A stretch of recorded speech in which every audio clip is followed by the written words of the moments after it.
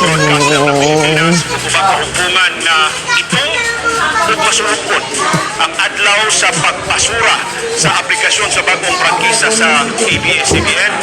Mapalihag sa kagugol ang mga suduanon sa kahigayunan na hingpit ng babaw ang Kapamilya Network. Si Ani Perez sa report.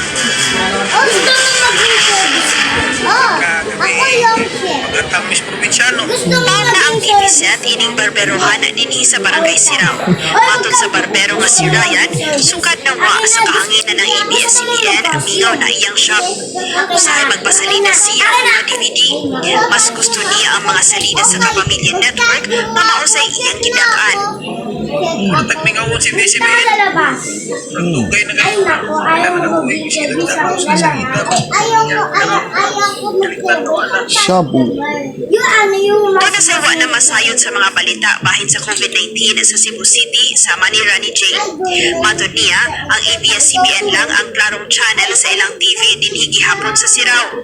Maihap lang ang mga higayon nga mananaw sila sa balita online tungod kay hinay ang signal sa data sa iyang cellphone. Alang niya, di makatarunganon ang pagbasura sa prangkisa sa ABS-CBN. Sa mga tingani nga nanghinahanglan di ba salita na nagkakaroon na ang balita na isa una.